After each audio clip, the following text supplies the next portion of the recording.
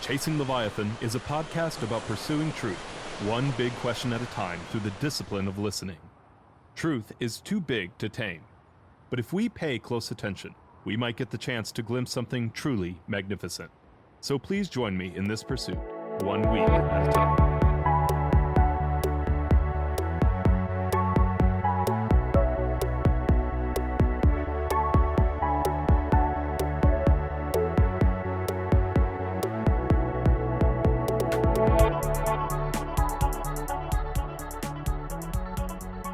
Hello, and welcome to Chasing Leviathan. I am your host, PJ Weary, and I'm here today with Dr. Samuel W. Franklin, lecturer at the Delft University of Technology, where he teaches history and humanistic thought to industrial design students.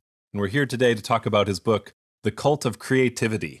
And really excited about it today. Dr. Franklin, wonderful to have you on. Thank you for being here. Thanks, PJ. I'm excited to be here. So, why did you feel the need to write this book? You give a little bit of a personal bio at the beginning. I love that. But also from a professional side of things, what led you to this project? Yeah. Good question. It's a history of the concept of creativity, which was something that both kind of had never really been done, at least in the way that I did it. And I don't know if anyone had been really asking for it. But I felt it was important because when I undertook the project particularly, but I think still today, creativity was all around. Like we were just awash in books on creativity, on how to be more creative, on the science of creativity, the neuroscience of creativity, the philosophy of creativity, 10 steps to be more creative, unleash your creative mind. There were blog posts, there were creative mornings. I had just moved to Providence, Rhode Island for graduate school, which the year before I arrived there had just branded itself the creative capital. And I think it was one of actually many cities that were trying something similar, sort of defining their whole identity as well as economic development strategy around creativity, around the idea of fostering creativity and reaping whatever social and economic benefits could come from that. So it was a real creativity moment. And I was reading some of this. Okay, so on one hand, this felt great. This was really fun, like a creative city. That means more art. That means more fun tech. It means nightlife. It's young. It's vibrant. It's museums. It's all stuff that I like. And as someone who, as I did explain in the book, had always been told I was creative, this felt lovely. It felt like everyone was saying I was the most important kind of person in today's society. There was still a lot of kind of new economy talk. This was all in the context of this idea that in America and Europe and the West, that the old era of in dirty industry of like making things and manufacturing was disappearing. And with it, the old culture of the button-down gray flannel suit, follow the rules, sit in your desk, fall in line. And what we were entering was an information economy or a knowledge economy, or as some put it, a creative economy, where creativity and creative people were going to be the kind of saviors and also the winners. And so for someone like me, who had all the kind of hallmarks of being a creative person, this felt really great. At the same time, it felt really bad, like it was hiding something bad. It felt quite self-serving, like I wasn't sure whether me as a creative person was actually going to contribute anything that worthwhile to the world or to the economy. A lot of these economic development strategies based on the idea of promoting economy were essentially just trying to attract highly educated knowledge workers who would produce cycles of gentrification that was not a particularly great or equitable strategy for economic development, even though it sounded really nice because it was creativity. And I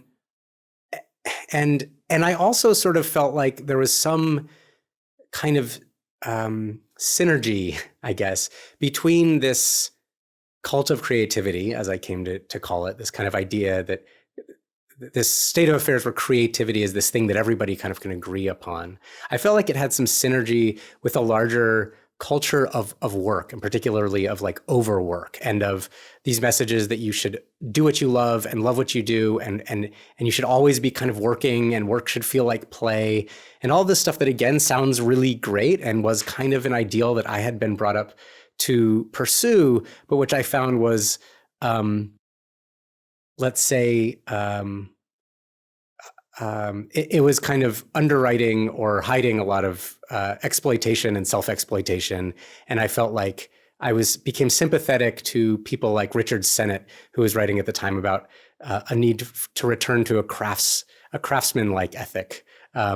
These things that feel kind of stodgy and were a little bit hard to get next to at first, but a kind of a respect for hard work, for a job well done, for work that might be kind of repetitive and rote, but might be really, really satisfying in the end. And I also realized that a lot of what we consider creative work involves a lot of that kind of stuff, and that this idea that artists are really creative and are constantly sort of chasing the next new idea was also a bit overblown and didn't really describe what artists do.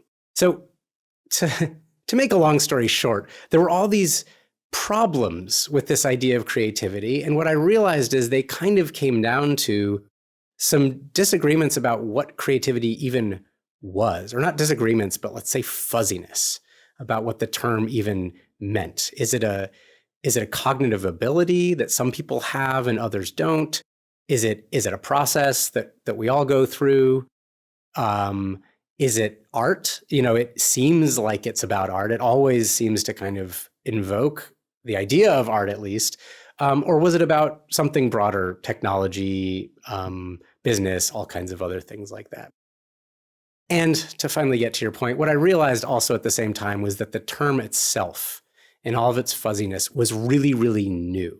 And I learned this by typing it into Google's Ngram Viewer, which was a brand new tool that they had released right at the time that I started this project. And I typed the word creativity in, and I saw that it was really, really new. Like, it didn't even enter our vocabulary until the 1950s, which for a word that sounds like an ancient idea, sounds like something that the Greek philosophers would have been debating, and that at least Kant would have been writing about, and that, at least Dewey or John Dewey or someone, none of them used that term itself. And so I started wondering, could it be that it's not the case that this term creativity is now being used kind of more broadly or in ways that it wasn't intended to be used, but that it appeared at a time kind of recently to essentially to confuse us.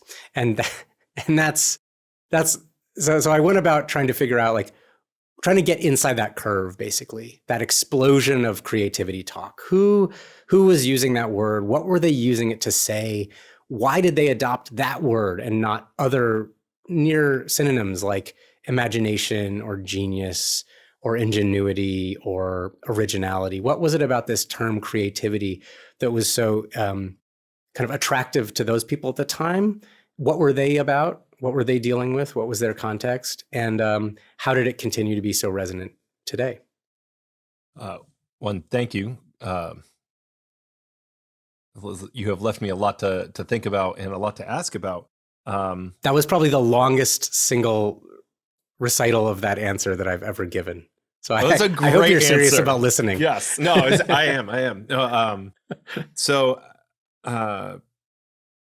a couple things. One is I myself have said it, but I've heard over and over, love what you do and you'll never work a day in your life. That's all, that immediately popped in my head. Two personal notes. One is that I work my day job. My wife and I run a digital marketing agency, and we work with keynote speakers. So when you talk about, like, not all of them, but probably a third of them, it's like, when you, we work with the people who do the how to be creative in 10 steps in your workplace, how to like bring out the best, like that. I'm not gonna lie, I had a little bit of like a PTSD flashback. I was like, oh no, I'm in another marketing meeting talking about this. Then you mentioned yourself, and this actually shows up, I don't know, this actually has a lot of personal touches for me. One from the marketing side, which is what I do as a day job. And you mentioned as a kid, you were labeled you were the creative one. And you talk about like that in a chapter in the book. And I was in 5th grade, and at the end of the year, they had like a little ceremony with the parents, and they would give each kid a character trait. And this was a Christian school, so they did like the fruits of the spirit. So they had like love, joy, like kindness, faithful, generous, and everyone got like very biblical terms, and I got creative, which probably tells you, Wow. tells you a lot about the kind of kid I was in the classroom. Yeah, but well, go ahead. No, what do you think it meant? Oh, what do you think that was based on? Some of it is seeing my own kids in action now. It's probably that just getting lost in their own story, right? Like it's this like responding with way more than was asked for, like on numerous occasions. But just anyways, I like when I was reading about this stuff with the kids, and I was like, oh, I know exactly what it's like to be, you mentioned your own experience. I was like, I know exactly what that feels like. Very publicly, right? Wasn't a bad thing. I was like, I'm creative. That's cool. Because like that, you're not a genius, but if you get creative at 5th grade, you're like, maybe someday I can be a genius. You mentioned that democratization of genius. And then you mentioned that the way you put it, I love the way you put it in the book, that the slipperiness of the word is a feature, not a bug. And so I talked to, we live in a multi-generational house. So my mom and dad live with us. And so I talked to my mom and I talked to my wife. And when I told them that creativity, the first time it was put in a dictionary is 1966. I'm sure like, I was shocked because you mentioned it in the book.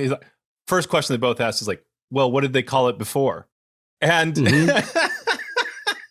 is exactly what you say in the book. And I found myself, and I think this is when you talk about the slipperiness of it, the way that it was used more for an agenda, because when people start, as soon as you start actually like narrowing down, like it does cover things that have been talked about by philosophers, right? Like you talk about Kant and productive imagination, but when you look more carefully, the productive imagination in Kant does not cover this massive territory. It's what you talked about, that very singular, faculty in the brain. And so it's really, there's a lot that you talk about here that's interesting, and I think is just, I love these moments when someone can open up something that we just take for granted, and you just find this like, the word's kind of a bottomless chasm at the, you're just like, wait, like this whole time I thought this was like here forever. So can you talk a little bit about like, one of the things that you draw is it really starts with the psychologist. And sorry, I know there's so many personal connections, so I apologize for taking so long, but you go from the way it goes into the workplace and also into education. Can you talk a little bit about how this started really as, it seems like a psychological concept? Yeah, definitely. And by the way, all that stuff you said, I hope we can return to some of it because, it's all super interesting. And I hope that by the end of this, we'll get, like, the listeners will understand what I meant when I said it's a feature, not a bug. And I think the best way to get to that is through the story, so the history. And so, as you mentioned, the main players in the story, as I found it, by going back to seeing like who was really writing about creativity and producing the knowledge about it, and it was a lot of psychologists. It was them kind of in conversation with, and the book goes in chapters kind of back and forth between psychology, history of psychology, and the story of business, management, people, consultants. And I really hope that I show that these are really interwoven. Like the same people kind of pop up in both sides of the story because they're kind of talking to one another, even though they're would see themselves potentially as different, and in some cases see themselves as somewhat adversarial. And some of those people are educational psychologists as well. So one interesting factoid that I don't know if I put in the book is that the term create. So the first time we see creativity in the first time the Oxford English Dictionary lexicographers have been able to find it is 1875, which is really late for almost any word. As I mentioned, we don't really actually use it in a regular way until till several decades later. But the term creativeness was also quite rare, but more common than creativity for a long time. And I think this is my hypothesis, is that creativeness is a little bit easier to grab. It's like this soup tastes like carrot. It's got a real carrotness. The NESS suffix is quite comfortable to us. It's a Germanic suffix. ITY is Latin, and that's what we use when we coin scientific terms. And creativity surpassed creativeness only in around 1950. And that's when this group of psychologists first took up the term. And it happened quite suddenly. The president of the American Psychological Association, his name was J. Paul Guilford. He used his speech that year. I don't know if it was actually in 1949 or 1950, but anyway, it was the 1950 issue of the journal that it appeared in. It was called Creativity. And he said that creativity is an area that psychologists have feared to tread. We've been focusing on little things. He was referring to behaviorism, which was the kind of reigning mode of psychology at that moment, which was a lot of that research was done on rats. It was very much about kind of these little neural kind of networks and behavioral responses to things. It had sort of distanced itself from big questions of metaphysics, of genius, of the kind of higher things. And so Guilford wanted a psychologist to get back to this. But he himself was actually a psychometrician. So he was actually a very empirical kind of psychologist who was involved with mental testing. And so what he was actually trying to do is to reorient the science of mental testing, which had been obsessed with intelligence, and reorient it toward creativity, what he called creativity, which for him was kind of a broader scope, which would involve big questions of genius and of the higher sort of aspects of humanity, but which would also include more pedestrian moments of cleverness or of problem solving. And I can get into why kind of that was important, that it encompassed both of those things. But so following his lead, many psychologists through the 50s and early 60s gravitated toward creativity research. And they did it in many different ways, using many different methods. It attracted a lot of funding. Most of that early funding was from the military. The Office of Naval Research, which was kind of the first big military funding apparatus for basic scientific research. The National Science Foundation, which was also founded in 1950, the same year as Guilford's speech. And there were lots of different conferences about creativity research, people sort of gathering around it. And the word actually matters, right? Because some of those people may have been doing research on what they called problem solving. They might have been doing research on what they called creative intelligence. They might have been doing research on art in children, art education. Some of them may have been doing research on genius scientists, right? But they all kind of were able to come together around this vague concept of creativity, which kind of encompassed all of those things. And I think it's important that it encompassed all of those things.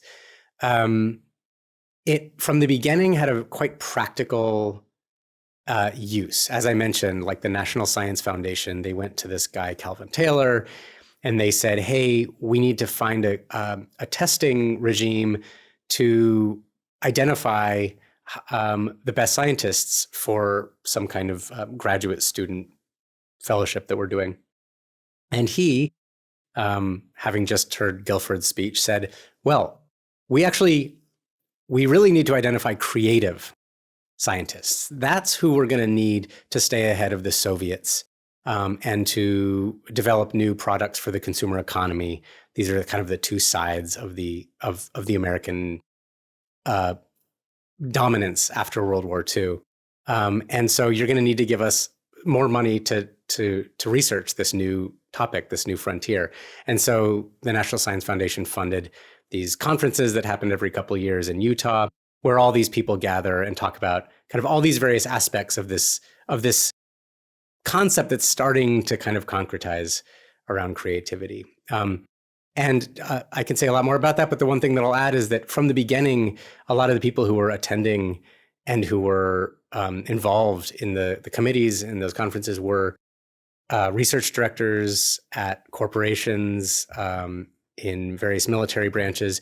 They were the people who were responsible for creating real technological and consumer innovation. So the center of this creativity conversation was not artists. It was not people in literature. It was not at first people in childhood education. This really had a very practical business and tech and engineering focus from the beginning. And I think that set the tone for a lot of what followed after. There's a cynic in me that says it was businessmen pretending to be artists, kind of like, and this is why we see the locus of a lot of this in Silicon Valley today. With that, or is that too is that too sharp? No, absolutely. Yeah.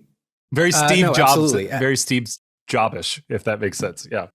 Yeah. So I think what you're seeing during this time is a crisis of faith in science writ large. And that doesn't just mean that like people didn't trust science, but it means that the ideal of science, which is to say extremely rational, self-negating. So in other words, your own kind of soul or identity or personality should have nothing to do with your work. You should try as hard as possible to kind of take yourself out of it. As well as I think it's connected to a social ethic, an idea that science is a kind of is a communal pursuit, or a pursuit that happens not just with a bunch of individual geniuses, but stepwise and iteratively with a lot of people contributing. And I think this mirrored a larger social ethic that was really dominant between World War I and World War II. And so the figure of the expert, of the scientist, of the technocrat, that was the heyday of that figure. Now, for a variety of reasons, but mostly we can just think about World War II, the atomic bomb, the Holocaust, things that were seen by many critics, left, right, center, as being essentially products of the Enlightenment attitude towards science, products of a kind of rationality run amok.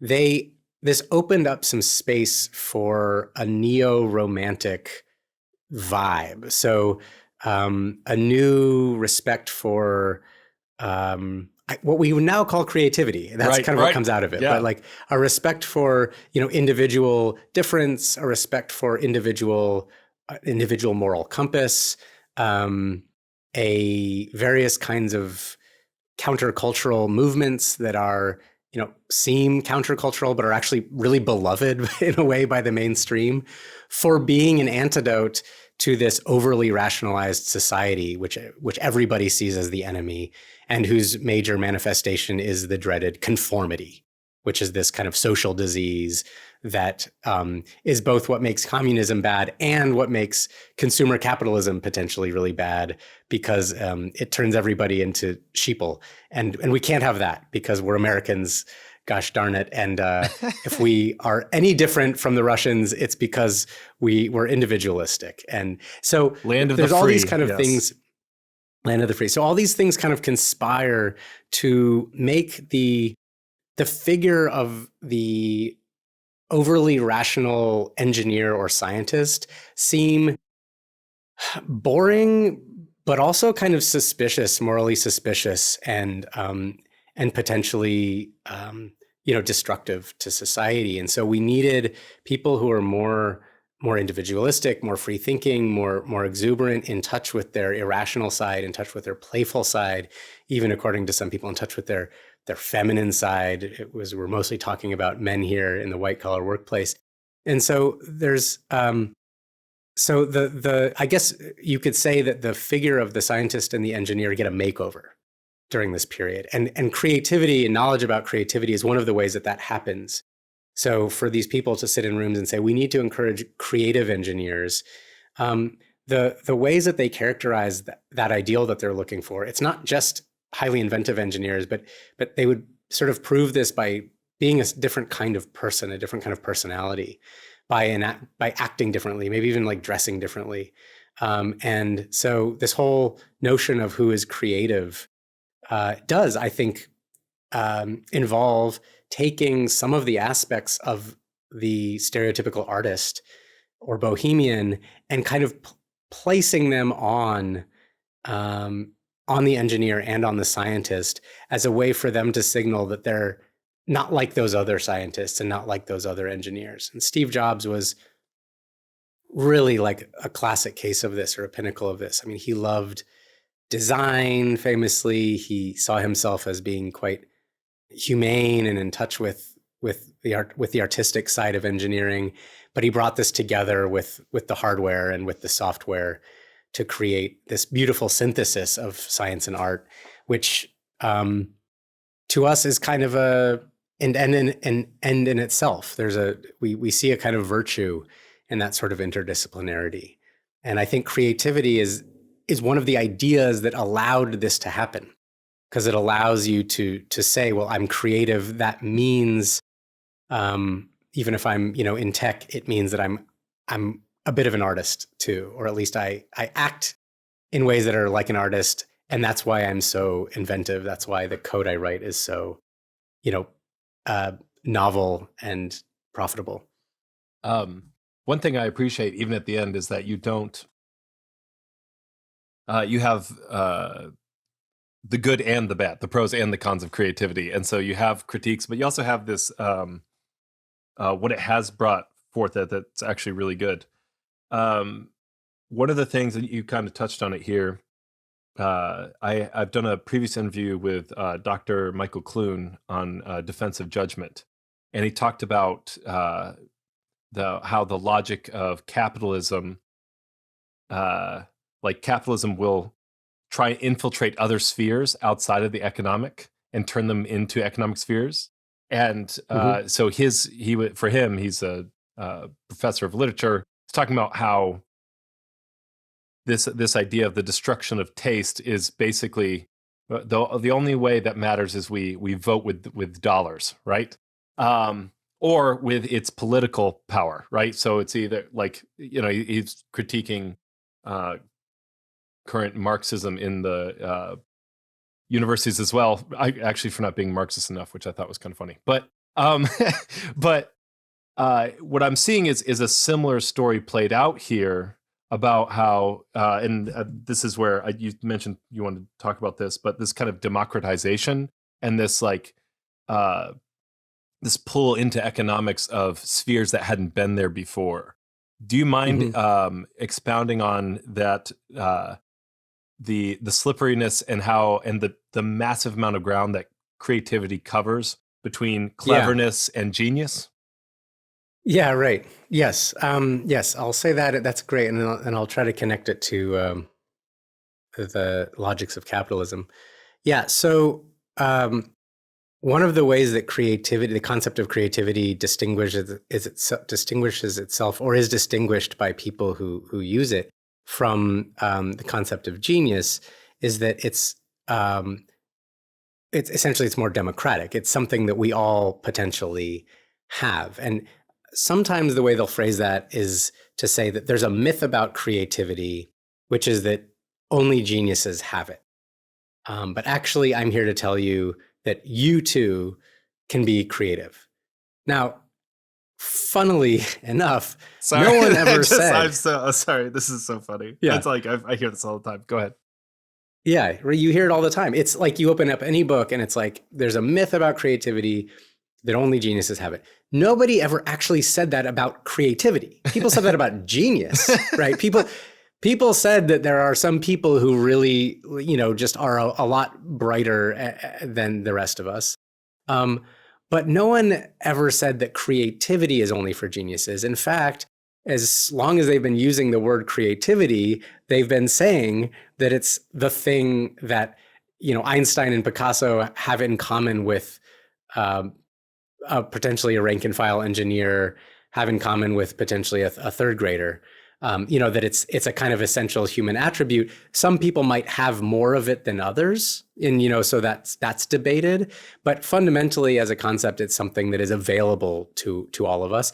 And what that means is that you could actually have it then becomes possible to claim that you can teach it. Like nobody would ever set out to teach genius. We just acknowledge that genius, by definition, the way that we conventionally mean it, those are mutually exclusive things. Whereas with creativity, you can plausibly claim that creativity is something that everybody potentially has and that you could actually learn through certain methods or through certain daily habits like morning pages or whatever. Now, this is at the same time, people differentiate it from the concept of imagination, because imagination is kind of open-ended. It could just happen in your mind and then fizzle out. It could be utterly bizarre. Whereas creativity is something that's productive by definition, at least according to the people who define it, and in the way that we normally use the term. It's something that results in something new and useful or appropriate or at least legible, like a piece of art that is not just totally bizarre, a product that works, something like that. So, in other words, it kind of can slip between, but at the same time, you can also talk about Shakespeare's genius or Picasso's genius. Creativity. You can talk about the creativity of Bob Dylan, and you can talk about the creativity of a student. Okay, why does this matter, and what does this have to do with capitalism? Well, it's both ideologically and practically useful to have a concept that can slide between the everyday and the genius. And the practical reason is because if you are someone who's basically in charge of innovation in advanced industrial capitalism, if you're a research director at a R&D lab, if you're a CEO of a company that manufactures and has, and employs engineers for improvement and research and development, it's in your interest to be talking not about genius, but about something that all of your employees might be able to have, or that you might be able to encourage company-wide, or that you might be able to foster, that you might be able to hire consultants to come in and tell you about. Genius makes no sense in kind of mass society.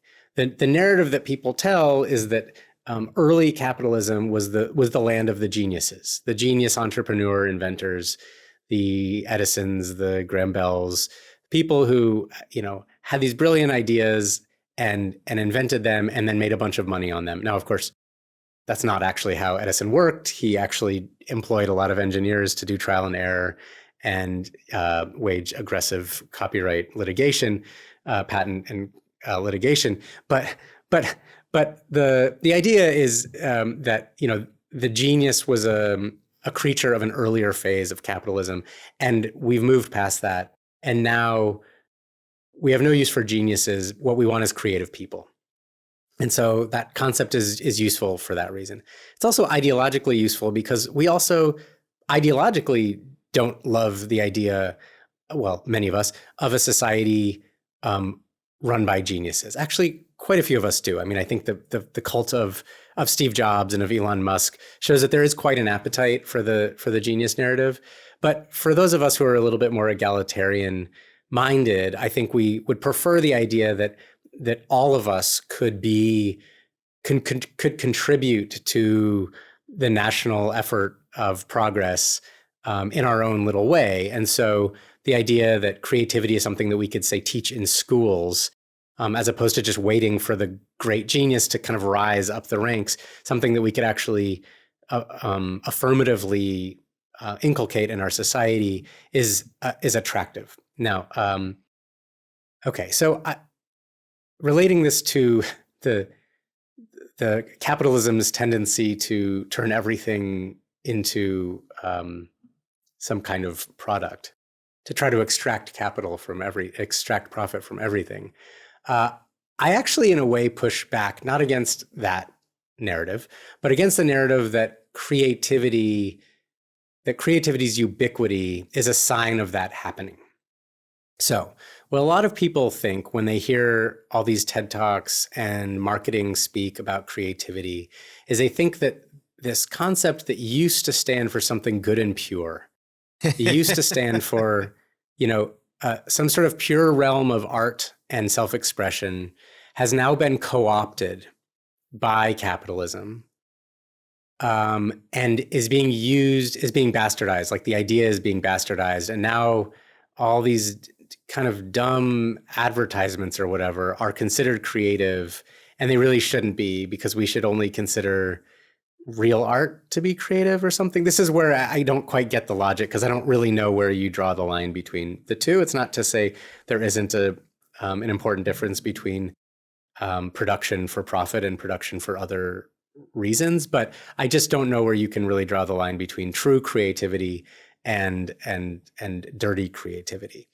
The other sort of narrative that you hear is that the fact that we're all now obsessed with increasing our creativity is a sign that capitalism is now requiring us to sell this thing that was once pure, like to sell this font of self-expression, and that if it wasn't for capitalism, we would all just be doing art, and now, or we wouldn't be. We would be doing other stuff, and now we're all kind of required to be content creators. And even in our leisure time, we have to be on TikTok producing, videos for TikTok. So, and for free, we should say, and that the value that's extracted from that, from our attention and from the hours that we spend via advertising. So I agree that that's happening, but I think what's interesting is that when you look back at the history of the idea of creativity, it never really stood for this pure realm of human imagination that was unsullied by the market. In fact, it came about in a context of marketization, of consumer market novelty and innovation. It didn't come out of the art schools. It didn't come out of philosophy of art. It didn't come out of Bohemia even, really. It came out of this place where people were concerned about the human ability to generate novelty for, frankly, market reasons. And I think that that's very telling, that our very connection to this idea of a kind of purity, in a way, comes out of that world in which people were concerned with our ability to create novelty, but were also aware of our misgivings about that. And so they wanted to imbue, I think, things like new product development and advertising with the aura of individual imagination and kind of undirected and pre-market and pre-political human imagination. And that's where creativity comes out of, is out of the anxieties about all of those things. So it was never really bastardized or taken over by capitalism. It was, I guess, it was capitalism all along. It was, I guess. yeah. The story. So it was, creativity was the logic. It was not something that was taken over, right? Yes. Yeah. And forgive me, I'm just going to repeat a few things back to you. I mean, rephrase them, but just to make sure I'm the right track. So one thing is that it's way more inspiring, right? To say, you could be the Shakespeare of advertising than just to be like, you could be really good at advertising, right? Like that's part of the genius. So there's the inspiring part. You get more from people when they're inspired. Even as you talk about the word, yeah, I loved, you talked about the juxtaposition between imagination and creativity, and literally like creativity has create in it, right? It's got the production built in.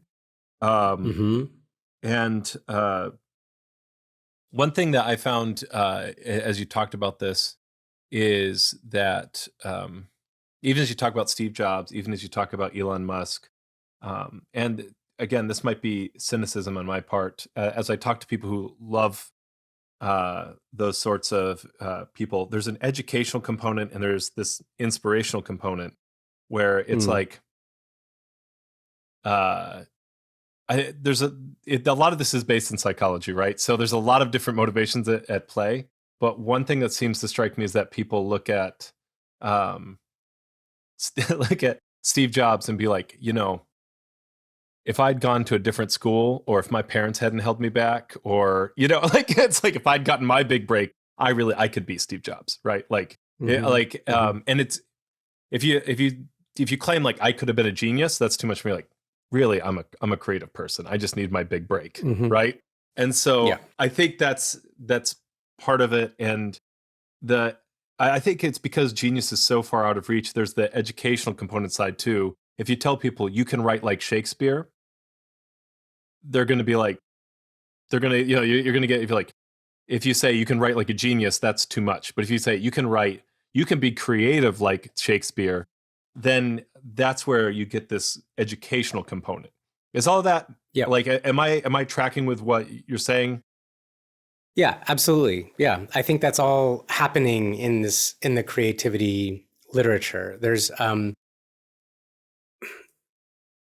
the creativity literature is based on the idea, which is the idea of creativity, that there is a general kind of there are general kind of rules or properties of the ability to come up with something new. Now, just to be clear, I'm not sure that's really borne out like in science and research. I think the more they study it, the more they realize that people who do really well at one thing, people who are really good writers are a bit different than people who are really good painters, are a bit different from people who are successful entrepreneurs, are a bit different from kids who can't follow directions. And even if you line up like 10 artists, they have like 10 different ways of doing things, 10 different processes, 10 different brains, 10 different, but there's something attractive about this idea that it's all kind of made of the same stuff. And so I think both of your answers are good, that there is a kind of a dignity to saying, reading about, say, how Bob Dylan works. If I'm say I'm a ad copy writer, and say sometimes it's fun because I like writing and sometimes the products are cool, but sometimes I don't really care about the products. Sometimes it's not really stretching my, imagination that much. And say I flat out don't even really believe in a lot of the products that I'm using. And I'm kind of like, yeah, okay, now I could pick up a book that's like how to write copy. That might actually be really useful to me, but it's not that exciting and it doesn't give me any sort of inspiring messages about my life. Whereas if I pick up a book that's about how to be more creative and I'm reading chapters about Bob Dylan and Picasso and Einstein, and I'm trying to extract little lessons from kind of how they lived their lives or how, their processes or whatever, I might find something helpful. But really what I'm getting out of that is the idea that I am in some way like them. That what I'm doing as I'm writing ad copy is kind of like what Bob Dylan was doing when he was writing a song. Now, there are similarities for sure. Like writing is writing. I'm not trying to create a hierarchy here between Bob Dylan and a copywriter, but I'm saying that there are differences, and I think that there's some work that's being done when you're writing about Bob Dylan to learn how to be a better copywriter. It's funny, the writer Thomas Frank wrote a really funny piece about all these creativity books, maybe about 10, 15 years ago. And he said, it's funny, you'll read about, creative geniuses to learn how to invent a better mop, but you never read about the invention of a mop to help a jazz trumpeter work out a better solo, right? Right. And that's because we understand that playing a good trumpet solo is not actually really about something called creativity. It's about being really good at the trumpet. It's about having a lot of licks under your fingers. It's about understanding the music theory. It's about practice, practice, practice, practice. But the idea that there's something called creativity that might actually kind of in a way like leapfrog or jumpstart all that really, really practical skills and know-how is really attractive to us. Did I already then answer the second that you were saying? It kind of gives a dignity to it. But then what was the second, your second part of your explanation? Well, there's also that there's the I think you kind of brought the two together because like I was talking about like with Elon Musk and Steve Jobs, like you have people who are working you like could be literal. Like them. Yeah, you're yes. Like it allows you to make excuses while still being like participating. You're like, I mean, I'm basically right. Well. So I'm glad you reminded me of that because that's the other thing it does. So the idea of a general creativity, it brackets and ignores kind of all the specific domain skills and know-how and knowledge. It also brackets all the economic and political and social constraints on people, right? And this is something that all self-help does. So this is not just about creativity books. This is any book that's about, rise and grind, hustle culture, pay yourself first, like all that stuff. It pretends like we live in a fair world where there are no real, material constraints to people's lives. And it focuses instead on kind of things that people can do. And that's totally understandable why there's a market for that, because we don't want to believe that we are prisoners of our circumstances. And we are maybe not all individually 100% absolutely prisoners of our circumstances, but on the whole, we are. That's why there's not a lot of economic mobility, social economic mobility in especially American society, but in most societies. But this genre does kind of promise people that that there's something that they have in common with all these great creative geniuses from the past, even if they haven't quite achieved the same stature yet, but that they might yet if they unlock the secrets of their creativity. One thing you mentioned that's really tied, and I have seen this myself before I'd read your book. I was like, it's really odd that we think you have to make something new every time. And then when you really get down to like people who are creative, like best artists steal, those sorts of things. And it seems to be drawn from, but it makes more sense when you realize it came out of this kind of production space. And like you said, it's not it's actually most of the time not so much the copywriters as their managers, right? Because if you get if you get the artists together, if you get painters together, they talk about the price of paint. It's about how do you identify and manage painters? Those are managers. And like this novelty and the way it's tied to marketing, you see the birth of modern marketing at the beginning of the Industrial Revolution. And it's basically, they had to come up with ways to sell things because they were making too much for the first time in human history, right? And so this idea of like, you just create this engine of like just continually making things. And it's like, you can't sell someone something they already have. But if you're creative, then you can have that. So part of the logic of creativity does contain this kind of hidden, it's not hidden, this idea of novelty, that like the truly original person who has something completely new. And that idea is like you're creating a new product. Yes, that's right.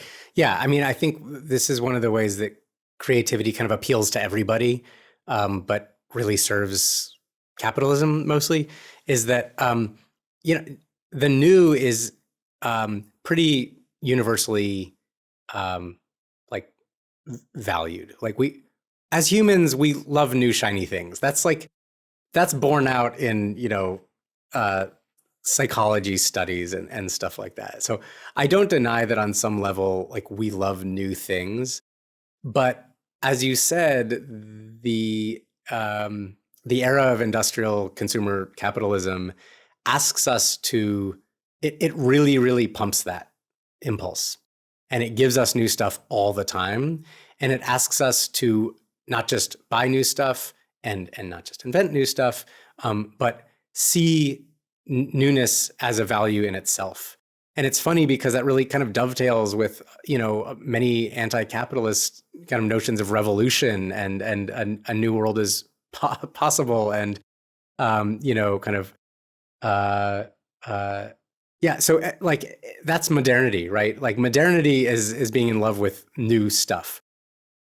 It's also being like really afraid of new stuff, and so that's why there's always kind of equal and opposite reactions within every one of us and within society that are backward looking and nostalgic and reactionary and anti-modern and all those things. And that's also across the political spectrum.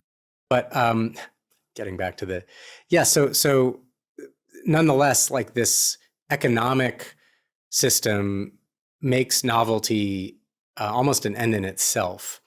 It's interesting though, because like marketing does, as you say, play this really important role in greasing the wheels of consumer society and in like getting us to want new stuff all the time. But it also like, it's necessary because you're trying to sell two things that are exactly the same. And so you need to create the appearance of difference between them. So some people would say advertising is necessary because there's actually not enough newness in the world. So it kind of like creates the illusion of newness. But of course, these things work together. Like there is a lot of marketing that the term creative marketing used to mean marketing that creates a new market for things, that creates new needs. This is something that used to be seen as very suspicious, very morally wrong. No one should be in the business of making people think they need things that they don't really need. It's very unchristian. It's very, it's very un-Protestant. It's unthrifty. It's kind of like it goes against all the sort of traditional Republican ideals. However, it's really necessary for consumer capitalism to keep going. And so we sort of see this shift where we become less and less suspicious of the idea that it might actually be good to create new needs, that some people sort of end up saying, actually, that's the real sign of progress, is when we, after Adam Smith, like when we desire newer and newer and more things, and our standard of living gets higher and higher and higher. And so then the business of marketing, of creative marketing, again, in the old sense, not of like imaginative or clever marketing, but of marketing that creates, becomes seen as, potentially a good thing and something that can be done, guilt-free. And then you get creative, meaning imaginative, being the thing that advertising people have that makes them not only good at advertising, and there's a whole chapter on the creative revolution, which if you've seen Mad Men, you're kind of generally familiar with, but it's this kind of whole era in which the creative individual becomes the new hero of the advertising industry, but also of like capitalism in general, because that's the person who's adding value, as we would now say, to the economy through the production of new wants, or if they're a new product developer, an engineer, or an inventor, or a designer, new things. And so both of those sides like work together to create this regime of novelty.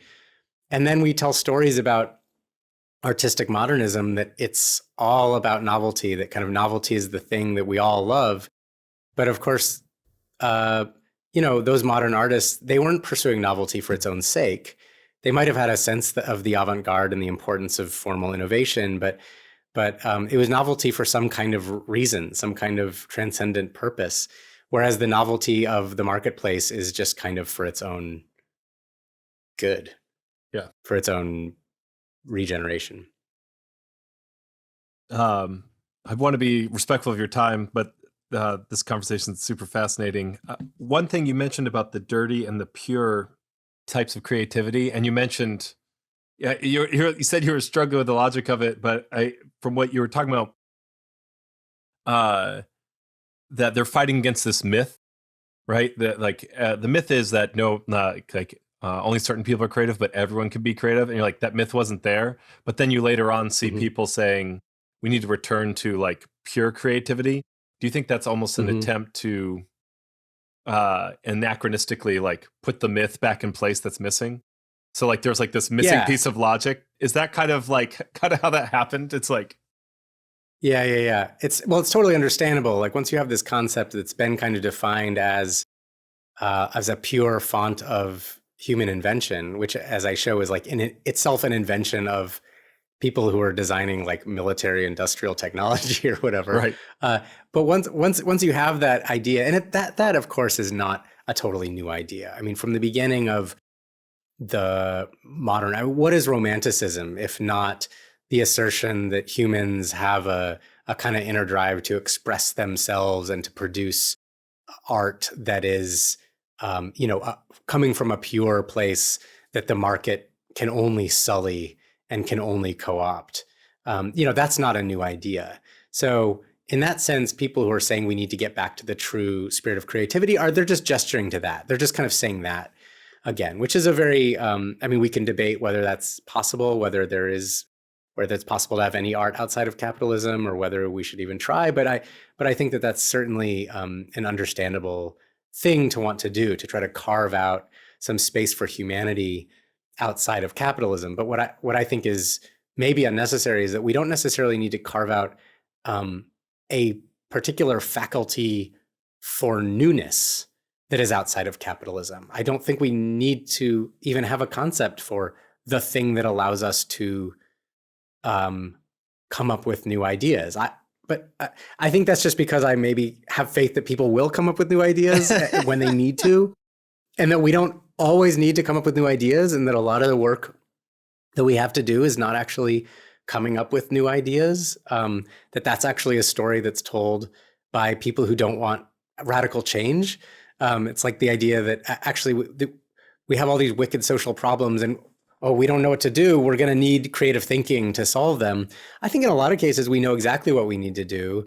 We just need the political will, the solidarity, the redistribution of resources, whatever, to actually get there.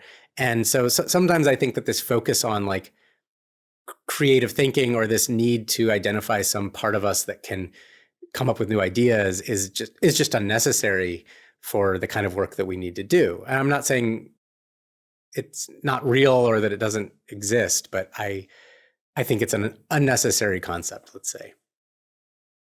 Yeah, we're sending people looking for something that we've already found, because then they won't work on the thing itself. Yeah.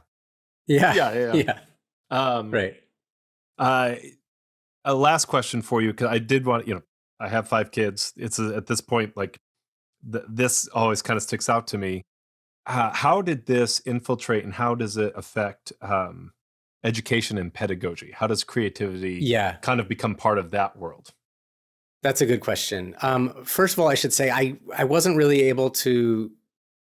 I kind of ran out of time to do the research that I would have really liked to do in that area. So that's a story that I think that still really has to be told.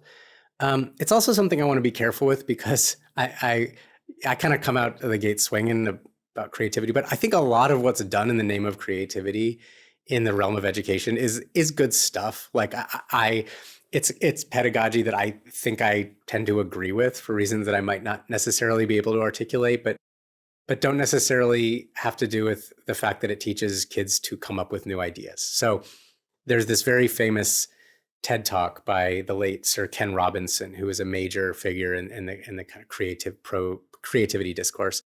And it's the most watched TED Talk of all time, probably always will be. And it's called "Do Schools Kill Creativity?"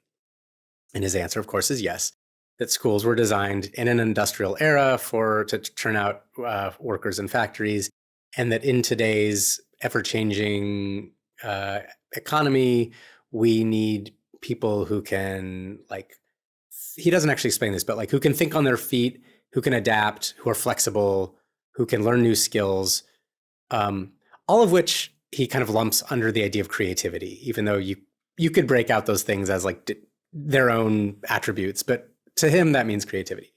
And he tells the story of this girl who was very fidgety in class, and she was always getting into trouble.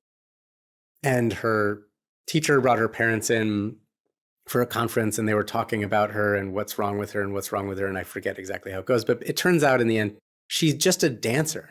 She just wants to dance. That's why she's fidgety. And applause, applause, applause. Everyone loves this idea that we should not stifle someone like that girl. We should allow her to dance because we should be encouraging creativity in our schools because of the new economy.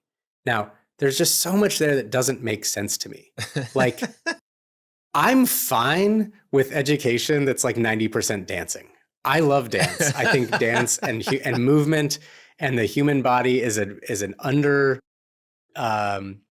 acknowledged and underutilized source of embodied knowledge, whatever. You could convince me that we should have a dance-based education. But what I don't understand is how allowing that girl to dance is going to make her more successful in the new economy. Like, I don't see how that's going to turn. If anything, obviously, considering like the state of the arts, it's going to make her worse off. I certainly don't think it's going to make her better at, being an entrepreneur. Maybe she could turn it into a TikTok channel where she dances or something. But, like none of that actually has to do with learning to dance. And so he's taking this idea that that appeals to the kind of liberal sensibility that education should be for higher things in life or for its own sake or for self-expression, and turning that into an economic argument. So I think that, to answer your question broadly, what's happened is that creativity has been a term that I think a lot of essentially progressive education people, so I'm talking about the progressive education movement from the early 20th century, late 19th, early 20th century, which kind of has gone through various changes, including ones that seem totally anti-progressive, but whatever. But essentially the idea that students should be learning individualistically, and that they should be learning experientially, and that art should be a big part of this. That those kind of pedagogies have been used, but not for the same rationale as they were originally developed, but rather for the rationale that they foster creativity, which people who are more interested in producing productive economic agents through our education system can agree with, because they can be convinced that this kind of arts curriculum will produce, the innovators and entrepreneurs of tomorrow. And I think that to the extent that those arguments have worked, they've maybe allowed the progressive education to flourish, but they also have probably had to make certain kind of concessions along the way. And they also, like, as soon as that logic falls apart, it's, the arts can so easily be the first thing to go. So I think it's had probably some kind of impact, both positive and negative, on art in schools. But I think it's also, like changed the way that we teach STEM in certain ways that, again, I would probably agree with. So I'm going to trail off a little bit there because I don't really know the whole story. But I do think it's an interesting one to see exactly how the concept of creativity mediates between various potentially conflicting imperatives of education, because education it's a battleground for what we believe in, what we believe society should be, what we believe not just education should be for, but what people should be for. So I think that's a story that I'd love to tell someday. I would enjoy reading that book. So no pressure though. Again, thank you for your time. If you could leave our audience, for our listener at home, as they listen to this and they go about their week, what's one thing that you would encourage them to think about or do after listening to this?